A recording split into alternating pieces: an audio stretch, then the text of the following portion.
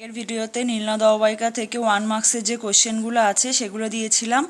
আজকে নীলনদ অববাহিকা থেকে 2 মার্কসের যে কোশ্চেনগুলো পড়তে হবে 2 বা 3 মার্কসের, সেগুলো আমি সবগুলো দিয়ে দিচ্ছি। যদি চ্যানেলটি ভালো লাগে তো সাবস্ক্রাইব করো, যাতে পরবর্তী ভিডিওগুলো সঙ্গে সঙ্গে পেতে পারো। নীলনদে বন্যার কারণ কি? ব্লু নীল ও হোয়াইট নীলের মিলিত প্রবাহে নীলনদ সৃষ্টি হয়েছে। বুরুন্ডির উচ্চভূমি থেকে উৎপন্ন হোয়াইট নীল, ইথিওপিয়ার উচ্চভূমি টানা হ্রদ থেকে উৎপন্ন ব্লু নীল যথাক্রমে নিরক্ষীয় মৌসুমী জলবায়ু অঞ্চলের ওপর অবস্থিত। তাই সারা বছর ধরে এখানে পরিচলন বৃষ্টিপাত হয়। গ্রীষ্মকালে বৃষ্টিপাত আরও বেড়ে যায়, তাই অতিরিক্ত বৃষ্টির জন্য নীলনদে প্রতি বছর বন্যা হয়। নেক্সট, নীলনদে বন্যার ফলে কি কি হয়ে থাকে? নীলনদে বন্যার এক বিধ্বংসী রূপ ধারণ করে।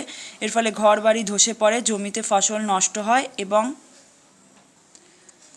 গরু ছাগল মারা পড়ে, বহু সম্পত্তি নষ্ট হয়ে যায়। অপরদিকে বন্যার জলের সঙ্গে নতুন পলি, ওখানে লয়রস্যি হবে, এসে মাটিতে মেশে নতুন পলি পড়া উর্বর মাটিতে গম, বার্লি, ধান, আখ, মিলেট প্রভৃতি ফসলের চাষ হয়। নেক্সট, বহুমুখী নদী পরিকল্পনা কাকে বলে? উদ্দেশ্য কি? যখন বহু উদ্দেশ্যকে সামনে রেখে যখন নদীতে বাঁধ তৈরি করা হয় তখন তাকে বহুমুখী নদী পরিকল্পনা বলে। বহুমুখী নদী পরিকল্পনার উদ্দেশ্য কি? পর্যটন, জলসেচ, বন্যা নিয়ন্ত্রণ, জলবিদ্যুৎ উৎপাদন, জল পরিবহন ও মাছ চাষ।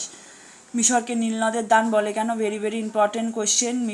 নীলনদের তীরে গড়ে উঠেছিল মিশরীয় সভ্যতা। এই সভ্যতা গড়ে ওঠার জন্য জলের যোগান খুবই জরুরি। এই কারণে দেখা যায় যে প্রাচীন মানব সভ্যতাগুলি নদীকেন্দ্রিক ছিল। নীলনদ অববাহিকা আফ্রিকা মহাদেশের অতি গুরুত্বপূর্ণ অঞ্চল। নীলনদ যদি না থাকতো তাহলে মিশর দেশটি সাহারা মরুভূমির অংশ হয়ে যেত। কৃষি, পশুপালন, জলসেচ, জলবিদ্যুৎ পরিবহন, শিল্পান্বিত অর্থনৈতিক সমৃদ্ধির ক্ষেত্রে মিশর দেশে নীলনদের অবদান অপরিসীম। তাই মিশরের যা কিছু সমৃদ্ধি তা নীলনদের জন্যই। এই কারণে মিশরকে নীলনদের দান বলা হয়। নেক্সট, নীলনদ অববাহিকার স্বাভাবিক উদ্ভিদ সম্পর্কে লেখো। জলবায়ুর বিভেদে স্বাভাবিক উদ্ভিদের তারতম্য দেখা যায়। দক্ষিণ নিরক্ষীয় অঞ্চলে ক্রান্তীয় বৃষ্টি অরণ্য, আবার সুদানের দক্ষিণ ভাগে বৃষ্টিপাতের পরিমাণ কম হওয়ায় সাভানা তৃণভূমি দেখা যায়। এখানে বড় বড় ঘাস জন্মায়। সুদানের পশ্চিমভাগে কাঁটা জাতীয় ঝোপ, লতা, গুল্ম প্রভৃতি গাছ জন্মায়।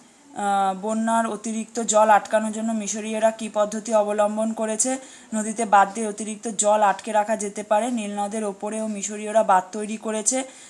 বন্যা নিয়ন্ত্রণ ও কৃষিজমিতে জলসেচের উদ্দেশ্যে নীলনদের ওপর আসোয়ান বাঁধ তৈরি করা হয়েছে। বহু উদ্দেশ্যকে সামনে রেখে যখন নদীতে বাঁধ তৈরি করা হয় তখন তাকে বহুমুখী নদী পরিকল্পনা বলা হয়। নীলনদের উপর এইরকম অনেক নদী পরিকল্পনা করা হয়েছে। এইভাবে ব্লু নীলের ওপর তৈরি হয়েছে জেবল আটালিয়া বাঁধ, আবার সুদানের ব্লু নীলের ওপর তৈরি হয়েছে সেনার আটাবাড়া বাঁধ।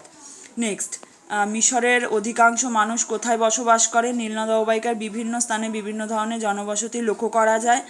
যেমন অববাহিকার উচ্চ অংশে নিরক্ষীয় অঞ্চলে জনবসতি প্রায় নেই।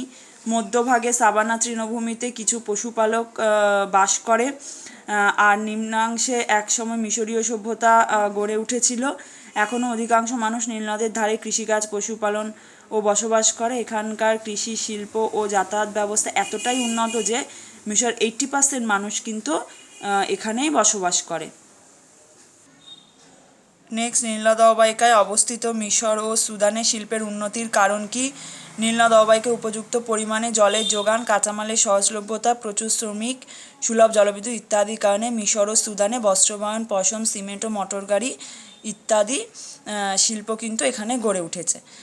এখান থেকে যে 2 মার্কসের কোশ্চেনগুলো দিয়েছি তোমাদের এগুলো পড়লেই হবে, আর এক্সট্রা কোশ্চেন কোনো পড়ার কিন্তু দরকার নেই, তাহলেই তোমরা প্রত্যেকটা কোশ্চেন কমন পেয়ে যাবে। আর চ্যানেলটি সাবস্ক্রাইব করে রেখো যাতে পরবর্তী ভিডিওগুলো পেতে পারো।